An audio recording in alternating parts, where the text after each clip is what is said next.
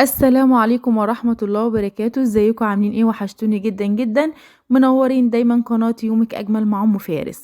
لو لسه اول مرة تشوفيني ما تنسيش اللايك والاشتراك في القناة وتفعلوا زر الجرس علشان اي فيديو جديد انزله ينزلوك على طول. يلا نسمي الله ونصلي على الرسول عليه افضل الصلاة والسلام، واقول لكم انا كلفت التورتة دي كام وبعتها بكام. انا طبعا كنت مجهزه بقى الكيك بالليل، فكان مقادير الكيك انا عامله في صينيه مستطيله مقاس 20 في 30. كنت مستخدمه دقيق فانيليا قد ايه؟ 350 جرام من الدقيق السبونج، عليهم 4 بيضات، عليهم معلقه وربع مع محسن جيلي من بتاعه الشاي، ورشه من الفانيليا السايله، وربع كوبايه ميه، وعليهم كمان معلقتين كبار من الميه. خفقتهم كده بقى بالمضرب او بالعجان ونزلتهم في الصاج مقاس 20 في 30. دي كان اول الكيكة الفانيليا. كيكة الشوكولاتة بقى كنت عاملاها بنفس المقادير، 350 جرام من الدقيق. بس كيكة الشوكولاتة دي يعني الشوكولاتة بزود بيضة. وعملت بقى كده الكيكتين الاتنين، الفانيليا والشوكولاتة، وعملت طبقة من الفانيليا، وجبت البورد بتاعي كده مقاس كان كبير شوية، دي اللي كان موجود عندي يعني، وعملت طبقة من كيكة الفانيليا والكريمة الفانيليا، وطبقة الشوكولاتة الكيكة الشوكولاتة عملت كريمة من الشوكولاتة.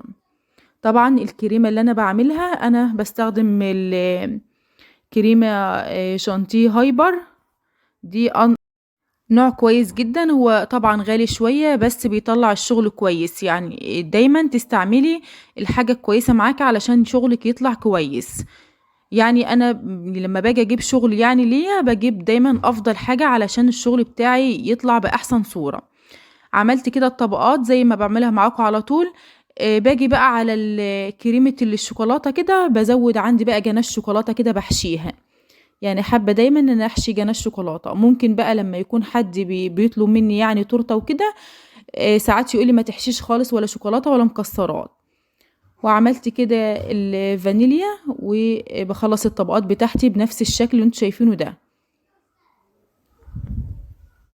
يعني انا كده استخدمت في التورته دي 350 جرام من الدقيق الاسبونج الفانيليا، و350 جرام من الدقيق الاسبونج الشوكولاته.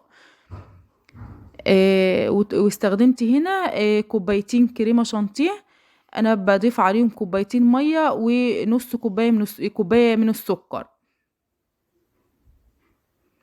دي كل اللي انا استخدمته بقى، وغير بقى الجناش الزواق يعني اللي بتحطيه.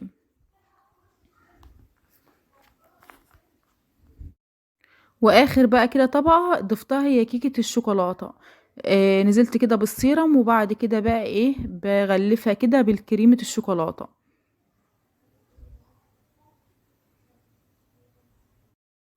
ويا ريت كده يا بنات وانتوا بتتفرجوا على الفيديو ما تنسوش كده تعليقاتكم الحلوة ودعواتكم ليا، وما تنسوش كده اللايك علشان تكبروا القناة بتاعتي، وهي مش هتنجح غير بيكم وبدعواتكم الحلوة ليا. وباجي بقى كده في كيس من الحلواني بضيف فيه الكريمة، وبلف كده الكريمة حوالين التورتة، علشان دي افضل واسهل طريقة لتجليس التورت. بتسهل معاك التجليس جدا، وبتطلع معاك متساوية من الجهات كلها.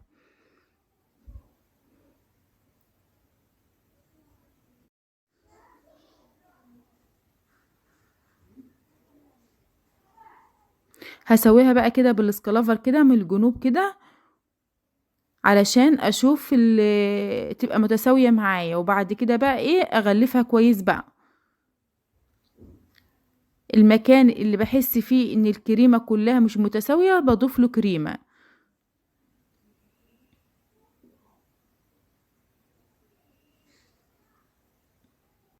بسواها كده من فوق بقى بالسكلافر بقى كده علشان ادخلها الفريزر واعرف ان انا ازينها.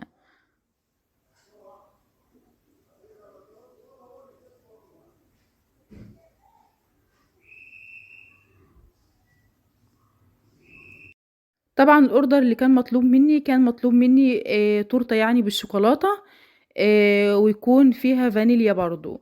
فانا عملت طبقتين من الشوكولاته وطبقتين من الفانيليا، والتزيين برضو الكريمه كانت فانيليا وشوكولاته، علشان بحيث يعني ان هي ما يكونش كلها شوكولاته. فانا بعمل حسب الطلب، يعني اللي بينطلب مني بعمله.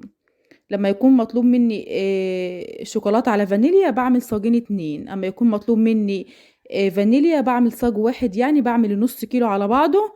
النص كيلو بضيف عليهم 6 بيضات ومعلقة كبيرة من محسن الجيل ونص كوباية مية.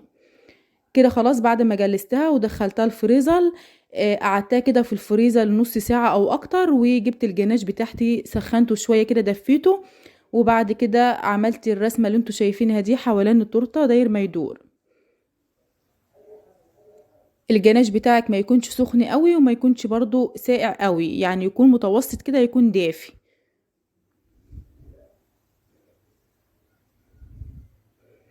جبت هنا بقى كده روزيتات كده من تحت، وعملت الوردة اللي انتوا شايفينها دي.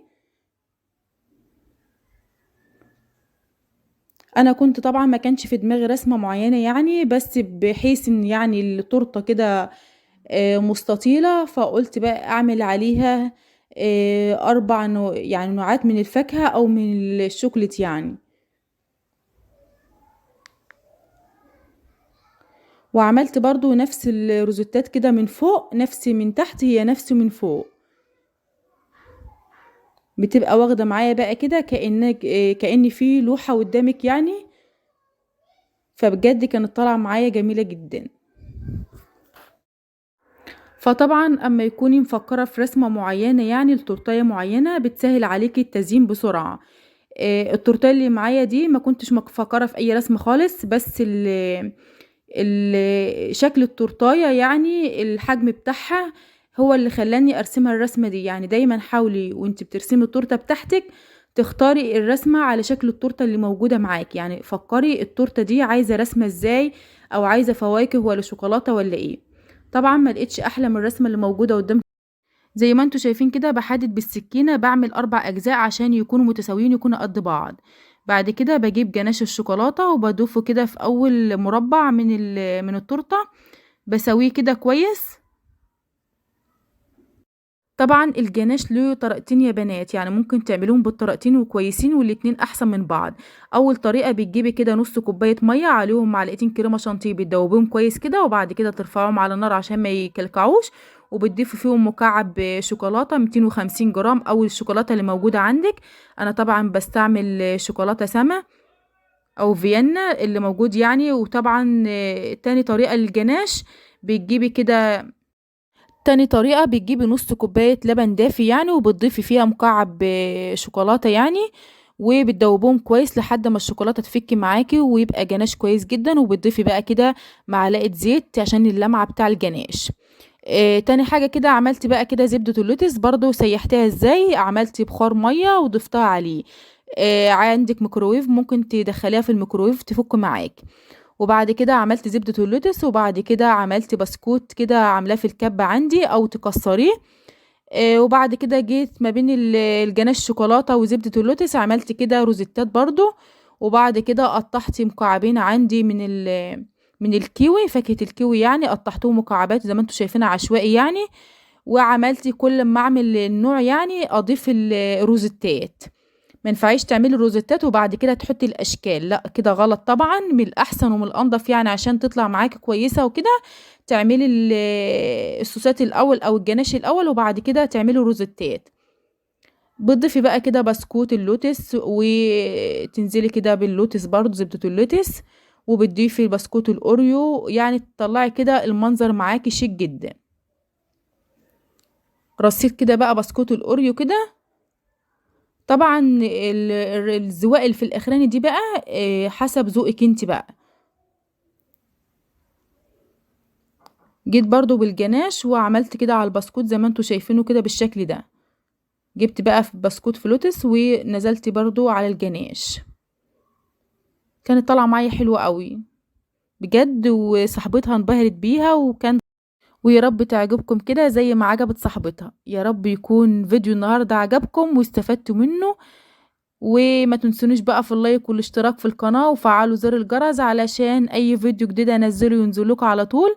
وبعتولي كده في التعليقات وقولولي انتي بتتابعوني من اي بلد، وقولولي ايه رأيكم في التورتات اللي انا بنزلها. وبجد يا بنات كده نفسي تشجعوني وتعملوا كده لايكات وتعليقات علشان اتشجع واكمل كده، لان ببقى محبطة جدا لما بنزل الفيديو والاقي عليه 10 تعليقات او 15 تعليق. بجد بحس بالاحباط، بس في نفس الوقت ببقى نفسي اكمل برضو المشوار اللي انا ماشية فيه ده. ونفسي تشيروا الفيديو كده وتبعتولي كده تعليقات وارد عليكم، علشان القناة بتاعتي تنجح لازم لايكات واشتراكات كتير، غير كده القناة مش هتنجح. استنوني بقى في فيديو جديد من قناة يومك أجمل مع أم فارس، والسلام عليكم ورحمة الله وبركاته. باي باي.